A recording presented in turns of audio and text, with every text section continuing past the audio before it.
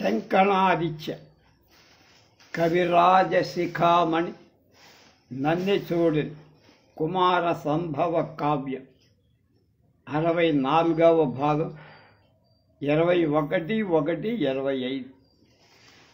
తారకాసురుడికి ఇప్పుడు కుమారస్వామికి యుద్ధం ప్రారంభం.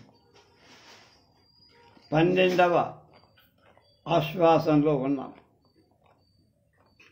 తారక కింకరులు గ్రాకారులు శతకోటులొక్క కవి గవిసే దుర్వార బలోపేతులు నరనారాయణ దివిజ నరనారాయణ దివిజనాథులు వెరవన్. అది భయంకరాకారులైన 100 కోట్ల సంఖ్య కలవాడు.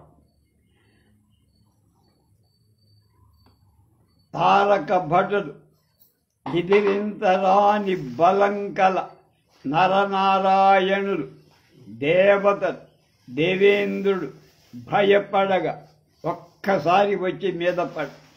ఇట్లు ఆదిత్యమండలంబుపై నవయవంబునం కవియు రాహుమండలంబునం పోలే ఆదిత్యమండలంపై ఉర్రవడింగవియు అసుర కింకర గణంబులం గని గణనాథుండు అమర గణంబులం కనుకొని వీరభద్రాది రుద్ర గణంబులం చేయి వీచినం కని హరిణ పోత వ్రాతంబుపై లంఘించు కిశోర కేసరియున్ పోలి ప్రమథ గణంబు ఆ అసుర కింకర గణంబులను జుట్టు ముట్టుకొని మహారభసంబునా.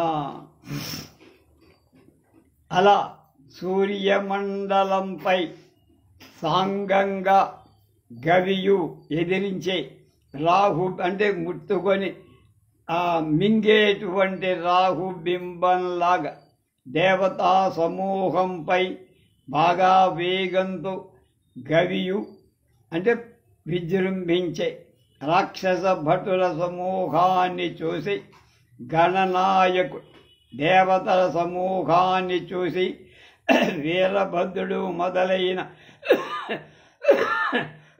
రుద్రగణాల ఉత్సాహం కలిగింపగా జింక పిల్లల సమూహంపై దూకే బాలసింహంలాగా ప్రమథ గణం ఆ రాక్షస భటులను చుట్టుముట్టుకొని మహావేగంతో నీరుల చేదాక నీరని పోటుడ్గి సురనర కిన్నర వరులు సోడ నరిమురి జంపెడు కరకంకరుణ మణి యాతు ధనావలి భీతి పొంద దవినోవ శవముల దినగంటిమని భూతగణ పిశాచాదులు రణము చేయ వేడుకతో పోరుచుండంగ కంటినేనని నారదుండు పొంగి కునిసియాడు.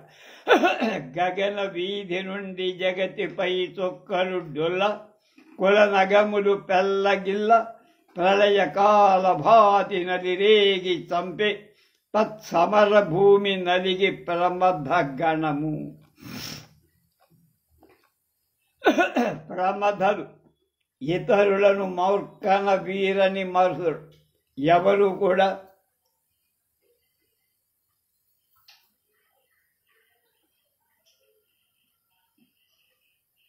ప్రమథులెవరూ కూడా ఇతరుల చేత ఎదిరింపలేనటువంటి సర్వశక్తిమంతులు.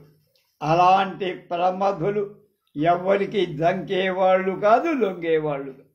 వాళ్ళు సురలు నరులు కిన్నెరులు యుద్ధం మాని చూస్తుండగా వీళ్ళంతా యుద్ధం వీళ్ళిద్దరి మధ్య ఎంత గొప్పగా రసవత్తరంగా జరుగుతుందో చూద్దామనుకుంటుండగా శివుడి యొక్క ప్రమథుల సమూహం వేగంగా చంపాలని రాక్షస సమూహం భయపడగా తృప్తి తీరినట్లుగా శవాలను తినగలిగామని భూత పిశాచాలు యుద్ధ భూమిని చేర. చాలామంది చచ్చిపోతున్న రాక్షసులు, దేవతలకి నష్టం లేదు. కనుక ఆ చనిపోతున్న రాక్షసులకు మంచి విందు దొరికిందని పిశాచ గణాలన్నీ భూత ప్రేత పిశాచాలని ఆ యుద్ధ భూమిలో చేరి మహదానందం పడుతున్నాయి. వేడుకతో యుద్ధాన్ని చూడగలిగాను, భలే యుద్ధం రంజుగా సాగుతోంది అని నారదుడు పొట్ట కడుపు నిండి ఆనందంగా చూస్తూ నాట్యం చేస్తున్నాడు. ఆకాశ వీధి నుండి చుక్కలు భూమి మీద రాలి పడుతున్నాయి. కుల పర్వతాలు పెళ్ళగిలిపోతున్నాయి, తెగిపోతున్నాయి. ప్రమధులు కోపించి ఆ యుద్ధ భూమిలో ప్రళయ సమయంలో చెలరేగే, అంటే అంతకాలం సమీపించేటప్పుడు ఎలా జరుగుతుందో అలా విజృంభించారు ప్రమథ గణమంతా రాక్షస గణం మీద. నలినార్చుదు రుద్రగణంబు లొగిన్ కలకంబున వాగిని కల్లవడన్ అలుకన్ పొరి పుచ్చగ అచ్చరుగాదట పుచ్చగ మృంగిరి దానవులన్. పులి ఇది తోటక పద్యం. నలినార్చుదు రుద్రగణంబు లొగిన్ కలకంబున వాగిని గల్లబడన్ అలుకన్ పొరి పుచ్చగ ఎచ్చరుగా తలపుచ్చగ మృంగిరి దానవులన్. ఛందస్సు తోటక వృత్తం అన్నమాట. శివుడి ప్రమథ గణాలు ఉత్సాహంతో అరుస్తూ క్రమంగా సేనా కలహాన్ని యుద్ధంలో కలత చెందగా కోపంతో రాక్షసులను దానవులను సరిపొడి పుచ్చగా అంటే చంపగా తలపుచ్చగా తలిసి తల తీయకుండా అచ్చరుగా ఆశ్చర్యంగా వాళ్ళని చంపలా కొట్టలా ఒక్కసారి మింగేశారు ప్రమథగణ. ఎవరిని? రాక్షసుని. అది గొప్పది. నలినార్చుదు రుద్రగణంబులొగిన్ కలకంబున వాహిని గల్లవడన్ అంటే సేనా సమూహమంతా ఆశ్చర్యపడేట్లుగా అలుకన్ పొరి పుచ్చగా వాళ్ళని చంపక అచ్చరుగాదల తలలు నరకుండా అమాంతం పుచ్చగా మృంగిరి దానవు. ఆ దానవులని రాక్షసుని మింగేశారు ప్రమథ గణమంతా. అది గజయూధంబుల నోలి కబళించి నయగతి అంగందమును మిడి మృంగువ రథ్య సారథి హేతి రధికాలితో అశ్రమమున రథంబుల అమరువారు త్వరగ దళంబుల తరగంబుల కరతలంబుల నొత్తి పిలిచి కొన్నెత్తురు పీల్చువారు ధనుజల మృదు పొడల హతిగ వడిదం సారుగా నేలపై సమరువారు అగు గణనాథులు అసురకాసురముగ భూ వివరాంతరాపూరిత ఉరు భీషణాకారములు దాల్చి పెచ్చు పెరిగి చంపి అసయాడి ఒక నిమిషమున సమయం అంటే చంపటం. ప్రమథ నాయకులు ఏనుగుల గుంపును పట్టుకొని ఆకలితో వరుసగా మింగేవాళ్ళు కొంతమంది. ఏనుగుల్ని కూడా మింగేస్తున్నారు ప్రమథగణ. చంపట్ల వాళ్ళని ఎవరిని, దెబ్బలు కొట్టట్ల, ఆయుధాలతో పడవట్ల, మింగేయటమే. అది కూడా గుర్రాల సారథుల ఖడ్గాల రధికుల సమూహాన్ని అరచేతుల్లో చేత్తో పట్టి పీల్చి కొన్నెత్తురు చేతిలో పట్టుకొని ఆ నెత్తురు పిండుకొని తాగేశారు. అంతే, వాళ్ళని చంపడం లేదు చేత్తో పట్టుకొని. రాక్షసులను పెద్ద పాదాల దెబ్బతో వేగంగా చంపి నాట్యంతో నేల రాచేస్తున్నారు, కిందకి కోట్టవతల పారేస్తారు. అలాంటి రాక్షసులకు రాక్షసంగా రోదసి ఆకాశమంతా నిండిన భయంకరమైన ఆకారాలు దాచి చాలా ఎక్కువగా ఒక నిమిషంలో చచ్చేటట్లు చంపి విసరవతల పారేశారు. దేవతల వైపున పోరాడుతున్న ప్రమథ గణం అంటే వినాయక స్వామి యొక్క సేనా సమూహం, అలాగే కుమారస్వామి సేనా సమూహం. కనుక యుద్ధం లేదు, మింగేయటమే ఇదేందైనా. తత్ అవసరంబున అతివేగంబున పని పర్వతములు వ్రచ్చుగతి నొక్కబడి భీకరుడై శతకోటి కింకరాసుర పతుల మహోగ్రాజి వీరభద్రుడు చంపెన్. ఇంతలోకి అక్కడ వీరభద్రుడు ప్రత్యక్షమై ఆయన పని ఆయన చేస్తాడు. వజ్రాయుధాన్ని మింగి బాగా వేగంగా పర్వతాలను చీల్చే విధంగా ఇంద్రుడి యొక్క వజ్రాయుధం పూర్వం పర్వతాలకు రెక్కలుండే. ఆ రెక్కలని తన వజ్రాయుధంతో ఆ రెక్కలు తగలగొట్టాయి. అందువనే పూర్వం ఇప్పుడు పర్వతాలు కొండలు ఎగరలేకపోతే పూర్వం ఎగిరి ఎక్కడ పడితే అక్కడ తిరుగుతుండేవి, వాలుతుండే. అలా వల్ల ప్రమాదం జరిగేది కనుక దేవతలందరూ కూడా ప్రార్థిస్తే వజ్రాయుధంతో వాటి రెక్కలు తగ్గొట్టాడు ఇంద్రుడు. అలాగే చీల్చిన విధంగా ఒక్కమారుగా భయంకరుడైన వీరభద్రుడు వచ్చి శతకోటి భటుల అంటే 100 కోట్ల భటుల రాక్షస నాయకుల యొక్క యుద్ధంలో వాళ్ళందరినీ చంపి పారేశారు. మహామాయ రక్త బీజుడితో యుద్ధం చెయ్యటం. ఇట్లు అమర భయంకరానురకిం కింకర గణంబులు శంకర కింకర గణంబులంకు కంకాళాస్తి రకాలాసాధ్యాలంకారంబైన కొప్పించి తారకాసురేంద్రు సేనాపతి రక్తబీజుండు ఉద్దవడింతేరల నెత్తి కమలవనంబులన్ కప్పు నిహార పటలంబులన్ పోలి ప్రమథ గణంబు పెగడు కొన నిశితాస్త్రవర్షంబునం తేల్చుతున్ వజ్గన్ మహాకాలాగ్ని ఉద్రేకంబునన్ పెరగి తదీయాస్త్రజాలంబు తోడవాటి సర్వాంగంబులు జజ్జరితంబులుగా ఏసినన్ తదంగ సంగతానేక విక్షత క్షత జాత బిందు సందోహంబు అవనిపై తొలగి తద్రూప బల పరక్రమానేక రక్త బీజ సమూహంబులై ఎగసినన్ కని మహామాయ తదీయ రూక్ష రాక్షస మాయాక్షోభంబు నిరీక్షించి మందస్మిత ఆనన అరవింద అగుచు ఆక్షేపంబున ఆక్షణంబ క్షకారం మీద నడిపాడు చివరంతా. ఇది వచనమే, పద్యం కాదు.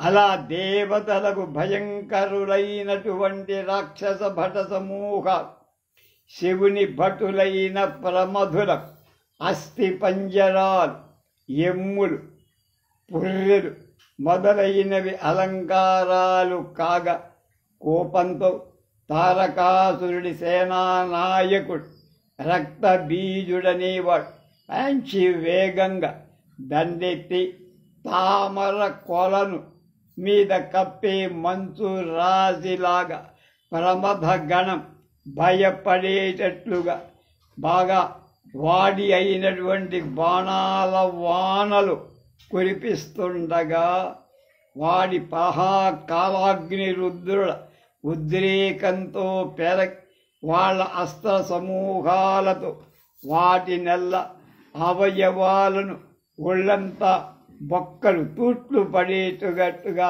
కొట్ట అతని అవయవాలలోని గాయాల నుండి రక్త బిందువుల సమూహం భూమిపై కారి అతని రూప బల పరాక్రమాలతో అనేక మంది రక్తబీజ సమూహాలు లేచారు. ఆ రక్తబీజుడి శరీరంలోంచి ఒక రక్త బిందువు పడితే నేల మీద అందులోంచి 100 మంది రక్తబీజులు పుట్టారు కనుక ఎంత రక్తం కారిందో అన్ని వేల మంది రక్తబీజులు మళ్ళీ ఉద్భవిస్తున్నారు, పుడుతున్నారు. వాళ్ళంతా లేచారు, ఎవడు చావల, అందరూ లేచి బయలుదేరారు. చూసి అప్పుడు మహామాయ తన పని మొదలుపెట్టి మహామాయ అతని పరుషమైన రాక్షసమాయా క్షోభము చూసి చిరునవ్వుతో ముఖ పద్మం కలతై తిరస్కారంతో అమ్మవారు ఆమె కాళికాదేవి కదా ఆమె చూసి హాహా వీడి రక్తం నేల మీద పడకుండా నాకేయటమే, అదే మనకి మంచి పని అనుకోదు. అలుకన్ జండిక పేచి ఏయు అసితోగ్రాస్త్రాహతిన్ రక్త బీజుల దేహౌఘములోలి వ్రసి మహి నెచ్చోనింక కున్నెత్తు అగ్గలమై అచ్చటబుట్టి భూతములు ఆకాశాంతరాళంబు దిక్కులు బ్రహ్మాండము నిండి ఒక్క మొగి రక్షోనాథులు ఉగ్రాకృతిన్. చండికాదేవి మాయాదేవి అన్నమే.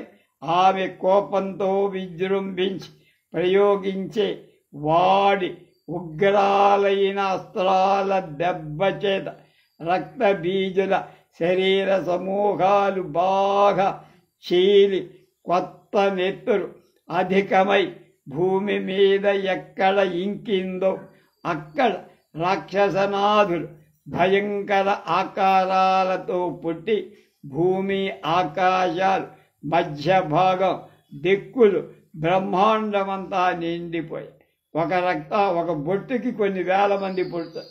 అలా ఎన్ని బొట్ల రక్తం కాదిందో అన్ని వేల మంది వీడు ఆ రక్త బీజుడి యొక్క వాడు జిరాక్సులు అంటారు. ఆ జిరాక్సులు పుట్టారన్నమాట.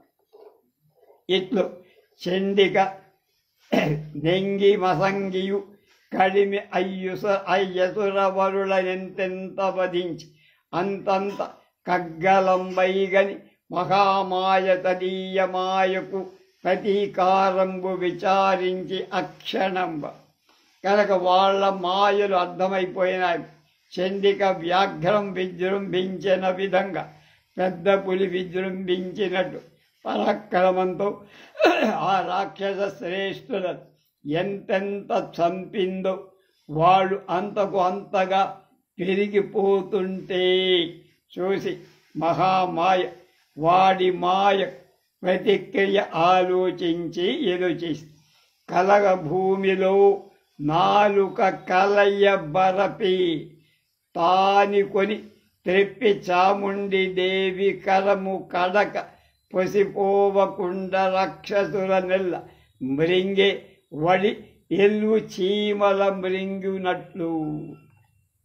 చాముండీదేవి యుద్ధ భూమిలో తన నాలుకంతా కూడా చాసేసి వ్యాపింపచేసి రుచి చూసి తిప్పి కాల గర్వంతో తప్పిపోకుండా ఎలుగుబంటి చీమలను మింగినట్టు రాక్షసులందరినీ మింగేసింది. ఇంకా ఎవడు పుట్టేవాడు లేడు. అంతా ఆమె నోట్లో పడి చచ్చిపోయారు. ఇట్లు దిగ్మకరకర ప్రహతి దిగ్ముఖంబునన్ తడంగు తమఃపటలంబులన్ పోలే చండిక మండలాగ్రాభిహతి రక్తబీజ సమూహంబు మహాకాళి ముఖ గహ్వరం తదంగినన్ అడంగినన్ కోపానల ఉద్దీపిత హృదయులై అసిత దుర్మద మంజీర కుంభోదర వికటాక్ష విద్యుత్ ముఖ ప్రముఖులు ఒక్క పెట్టు విజృంభించిరి. వీళ్ళు పోయారు. మిగతా చాలామంది ఉన్నారు రాక్షసులు, వాళ్ళు వస్తారు. ఇలా సూర్యకిరణాల దెబ్బ చేత ఉదయకాలంలో నశించేటువంటి చీకట్ల సమూహాలలాగా చండిక కత్తి వేటు చేత రక్తబీజుల సమూహం మహాకాళి ముఖ గుహలో ప్రవేశించి నశింపగా కోపం అనే అగ్ని చేత ప్రజ్వలింపబడిన హృదయం కల అశితుడు, దుర్మదుడు, మంజీరుడు, కుంభోదరుడు, వికటాక్షుడు, విద్యున్ముఖుడు మొదలైన రాక్షసులు ఒక్కసారిగా చెలరేగి మీద పడ్డారు.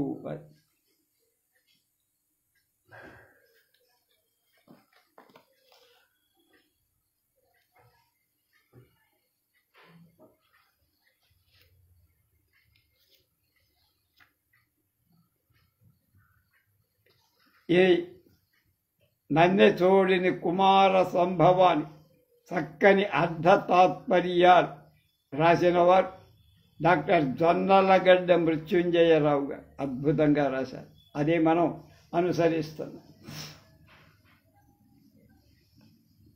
తారకు అనుజులు, వాళ్ళంతా వాడి అనుజులు, తమ్ముడు.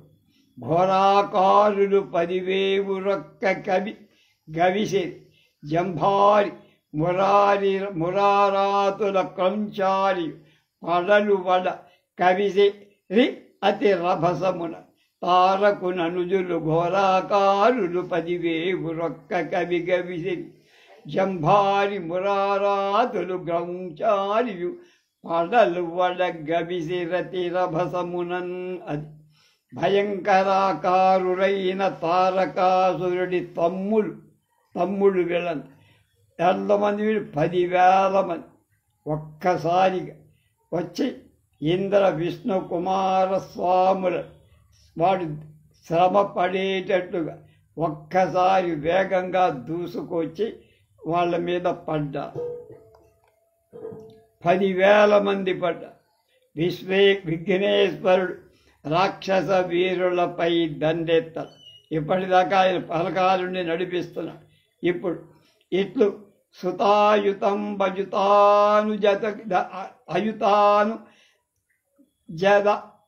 అయుతానుజ ధనుజవరుడొక్కండై తరల నెత్తినన్ కని దంతి ముఖుండు అంతకున్ అభిముఖుండై యుగాంత కృతాంతుండుంబోలి కోలు మసంగి కరాసిధార అసురుల శిరంబులు ఉరల సేయుతూ. అలా 10,000 మంది సుతులు, 10,000 మంది తమ్ములు, రాక్షస వజులు, వీళ్ళంతా రాక్షసుడు తారకాసుడి సంతానం తమ్ముడు కనుక 20,000 ఒక్కసారి దండెత్తి రాగా విఘ్నేశ్వరుడు ఆ సేనకంతటికి ఎదురు నిలిచి ప్రళయకాల యముడిలా విజృంభించి చేతి కత్తి అంచులతో రాక్షసుల శిరస్సులన్నీ కూడా సొరకాయలు తెంపేనట్టుగా రాలగొట్టుతూ కరిముఖముడల్లి పట్టుకొని కైపున జర్రన దిప్పివేయగా హరి కులిశాతి భీతిదను అద్రుల పోలె పయోధి కూలే సత్వరగతి కొన్ని లయవాత విధూత ఘనాలి ఓలె అంబరమున తూలుతుండే పృథు బంధుర దైత్యక బంధ సంఘముల్. గజాననుడైనటువంటి వినాయక స్వామి కోపంతో పట్టుకొని విజృంభించి తిప్పేయగా పెద్ద చిన్న అయినటువంటి రాక్షసుల మొండేల సమూహాలు కొన్ని ఇంద్రుని వజ్రాయుధం వల్ల అమిత భీతితో పోయే కొండలలాగా సత్వరంగా సముద్రంలో కూలిపోయాయి ఆయన విసిరి దెబ్బ. కొన్ని ప్రళయకాల వాయువు చేత ఎగరగొట్టబడి మేఘాల వరుసలాగా ఆకాశంలో ఎగిరిపోతాయి. ఇట్లు మదగజంబులొర కొరని మదంబున అంగద కొని పెరికి వెత్తినట్టు గజవదనుడు ధనుజవరుల హల్ల కల్లోలంబుగా తాకి అది అల్లకల్లోలం కాదు, హల్ల కల్లోలం సంస్కృతం మాట. హల్ల కల్లోలంబుగా దాకి చిత్తరవధ చేసేస్తున్నాడు. మామూలు కొట్టుడు కాదు, పిచ్చ కొట్టుడు అంటారే అట్లాగనమాట.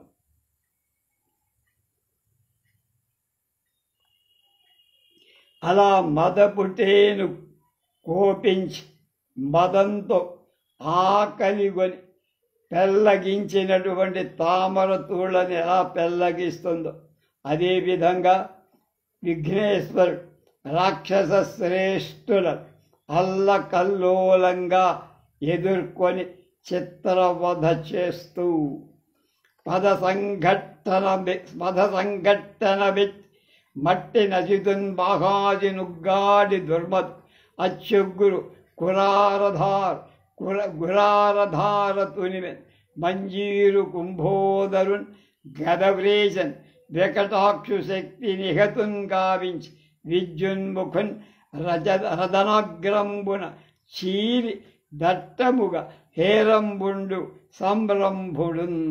సంరంభణన్. వినాయకుడు కోపంతో అసితుడనేవాణ్ణి కాళ్ల చేత తొక్కి నేల మీద రాచెవుతాడు.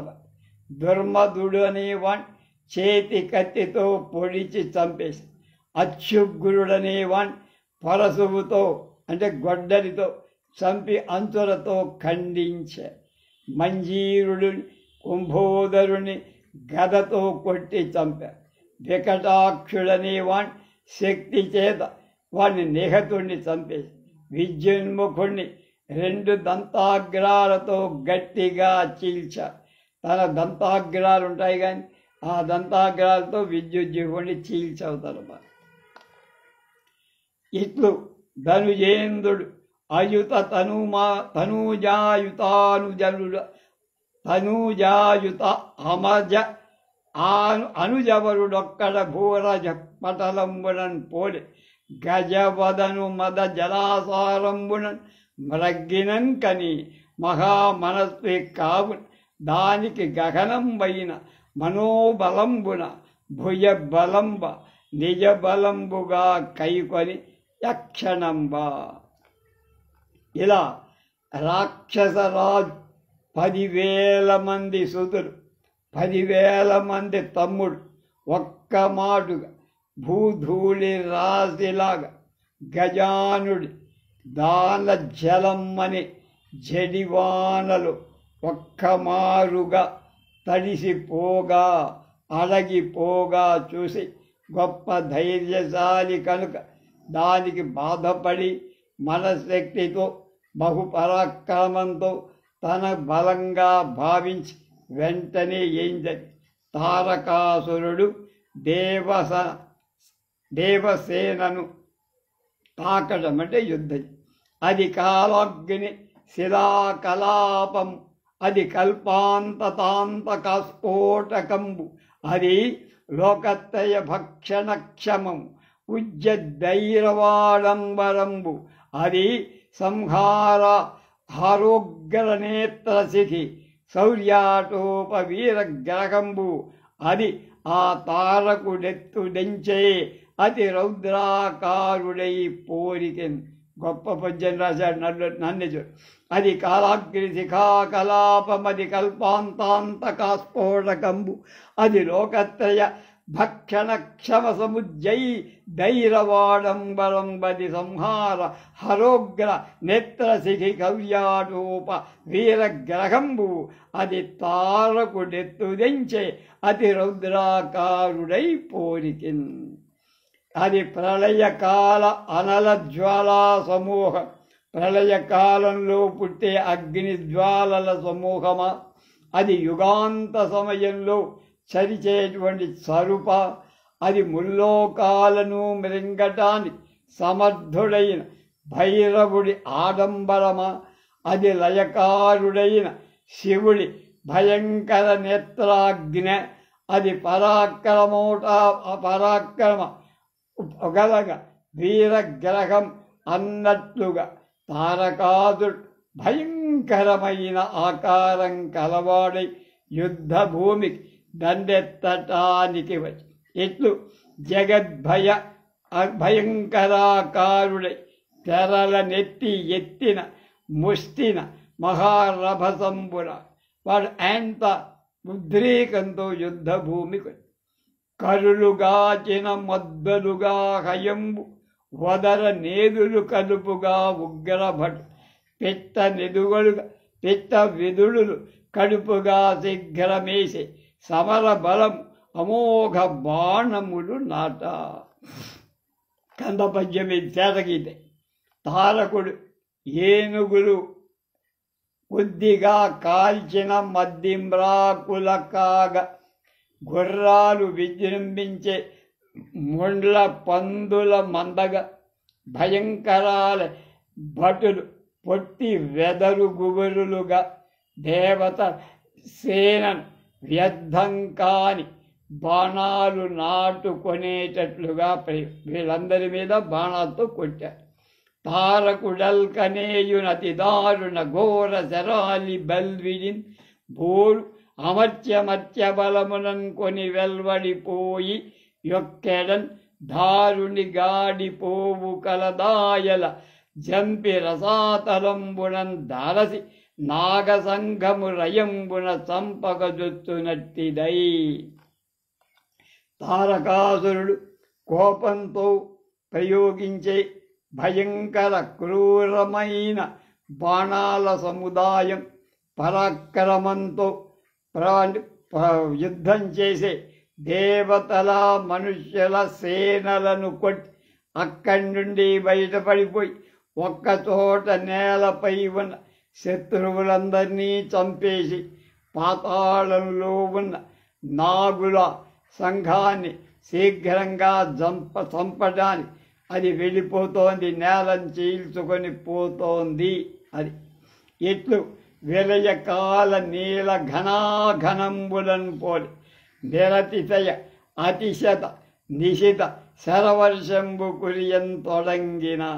అలా ప్రళయకాలంలోని నల్లని వర్షాకాలం మేఘంలాగా వాడి బాణాల వర్షం కురియటానికి ప్రారంభించగా అమరారి శిలీముఖహతి సుమనో గణదర్పమడగి సాలవక కడు వేగమున శిలీముఖహతిచే సుమనో దర్పంబు చెడుట చోజ్యమే ఎందున్.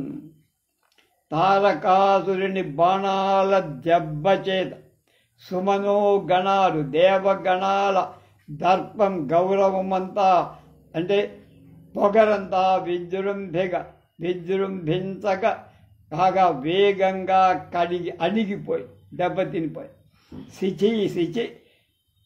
సినీముఖ హతి చేత అంటే బాణాల దెబ్బ చేత తుమ్మెదల హతి చేత సుమనో దర్పం దేవతల యొక్క పూల శోభ నశించిందా అన్నట్లయిపోయి. ఇట్లు అతి దారుణంబ తారకాసురేంద్రు కంపర కబ్బగింపగా ఆ విధంగా తారకాసురుడి యొక్క అంప అంటే బాణాల సమూహానికి నిలవలేకపోతున్నారు దేవత. నరిమి చచ్చిరేని అనిమిషపురి కరుగుగాంతు అంతియ జనులోడిన మాకు తినిన పూనగు అనుగతి చెడనోడి పారే సమరహంగమునన్. ఆ విధంగా మనుషులు యుద్ధంలో విజృంభించి చచ్చిపోతే స్వర్గానికి వెళ్తారు కనుక అంతే, ఓడిపోయినా మేము స్వర్గంలోనే ఉన్నాంగా అనుకుంటున్నారు దేవత. కనుక అది మనకెందుకు వాళ్ళతో యుద్ధం చేయడం, దెబ్బలు తింటాం ఎందుకు అని దేవతలు రాక్షసులకు తారకాసురుడి సైన్యానికి భయపడి పారిపోయి, మేము చచ్చినవాడు నరులైతే యుద్ధంలో చేస్తే దేవలోకానికి వస్తారు స్వర్గానికి, మేమంతా నరులం కాదుగా, మేము దేవతలు ఎట్లాగో అక్కడే ఉంటాం కనుక వీడు కొట్టే దెబ్బలకి దెబ్బలు తింటాం ఎందుకు అని పారిపోయారు. సురలని నోడి దిక్పతుల జొచ్చెరి దిక్పతులన్ సురాలియున్ సురపతి చొచ్చిరిందుడును జుట్టిన దిక్పతులు సురౌఘములు సరసి జనాభుజొచ్చి అట చక్రియునాసురరాజు దిక్పతులు సురలు కుమారకున్ శరణు సొచ్చిది తారకుడంత తాకిన. ఇక చేసేదేం లేక వీళ్ళ పని అయిపోయింది, వీళ్ళంతా కుమారస్వామిని ప్రార్థించారు. తారకాసురుడు అంత తాకగా ఆ విధంగా మీద పడిచి వీళ్ళందరినీ దెబ్బలు కొట్టి దేవతలు యుద్ధాంలో ఓడి దిక్పాలకులు కూడా కలిసి దిక్పాలకులు దేవతలు ఇంద్రుడితో కలిసి ఇంద్రుడు దిక్పాలకులు దేవతలు విష్ణువుతో కలిసి ఇంద్ర దిక్పాలక దేవతలు విష్ణువు చేరి విష్ణువు ఇంద్రుడు దిక్పాలకులు దేవతలంతా కలిసి కుమారస్వామి దగ్గరికి వెళ్ళి శరణు బాబోయ్ అన్నారు. మళ్ళీ మంచి పని స్వరలు అనివోడి దిక్పతులు చొచ్చి దిక్పతులు స్వరాలియున్ స్వరపతి చొచ్చి ఇంద్రుడు చుట్టిన దిక్పతులు స్వరౌఘములు సరసి జనాభు చొచ్చిరి అట చక్రియు ఆ సురరాజు దిక్పతులు స్వరలు కుమారకున్ శరణు చొచ్చిరి తారకుడంత తాకిన. మన తాత్పర్యం తారకాసురుడు విపరీతంగా యుద్ధం చెయ్యి దెబ్బలు కొట్టగా చేస్తూ దేవతలు యుద్ధంలో ఓడిపోయి దిక్పాలకుల దగ్గరికి వెళ్ళి, దిక్పాలకులు దేవతలు అందరూ కలిపి ఇంద్రుడి దగ్గరికి వెళ్ళి, ఇంద్ర దిక్పాలక దేవతలు అంతా కలిసి విష్ణువు దగ్గరికి, ఇంద్ర దిక్పాలక దేవతలు విష్ణువుతో సహా ఇందరూ కూడా కలిసి, వీళ్ళందరూ అంటే దిక్పాలకులు ఇంద్రుడు దిక్పాలకులు దేవతలు కుమారస్వామి దగ్గరికి వెళ్ళి, నాయన నువ్వు తప్ప మమ్మల్ని రక్షించే వాళ్ళు లే. ఇట్లు బృందారక బృందం కాందిశీకులం చేసి సంకరందరునాక్రందనం చేసి నారాయణున్ పలాయన పరాయణుం చేసి కలిముఖ సమర విముఖులం చేసి విజృంభించి, ఈ విధంగా దేవతలను కాందిశీకులుగా చేసి, అంటే అక్కడి నుంచి పారి ఇంకో దేశంలో వెళ్ళిపోవటం కాందిశీకులు, ఇంద్రుడిని దుఃఖపడేట్లుగా చేసి విష్ణువుని పడిపోయేటట్లుగా, వినాయకుడిని యుద్ధం నాకెందుకు వచ్చింది ఆయన విముఖుడు అయ్యేట్టుగా, అతులోత్సాహముతో దానవ బలంబు ఆర్వంగ దుర్వీర్య దర్పితుడై పూరణ వచ్చి తాగే అమరుల్ భేదిల్లి భీతిన్ హతాకతి మార్వెట్టక పార తారకుడు కోపాసక్తి వీరాసురాన్వితుడై ఒక్కడనంతు రోయుతు మహావీరున్ కుమారున్ వడిన్. చాలా ఉత్సాహంతో రాక్షస ఉత్సాహంతో రాక్షస సేన యుద్ధం చేయగా దేవతలు ఓడిపోయి భయంతో అతి త్వరగా ఎదిరించకుండా పారిపోగా, తారకుడు కోపంతో వీరులైన రాక్షసులతో కలిసి కుమారుడెక్కడరా, ఎవడో పెద్ద మొగాన్ని పట్టుకొచ్చారు, బుడ్డాడు భూమికి జ్ఞానం లేడు, వాడిని సైన్యాధిపతి తీసుకొచ్చారా, ఎక్కడ వాడు, రండి మీరంతా పారిపోతారా, వాడొక్కడే ఉన్నాడు, రాని నా దెబ్బకైపోతాడు అంటూ వెదుకుతూ వేగంగా శీఘ్రంగా వచ్చి మహావీరుడై కుమారస్వామిని ఎదుర్కొన్నాడు యుద్ధంలో. వీళ్ళ కుమారస్వామికి తారకాసురుడికి యుద్ధం ఎలా జరిగింది, తారకాసురుడిని కుమారస్వామి ఎలా సంహరించాడు రేపు తెలుసుకో.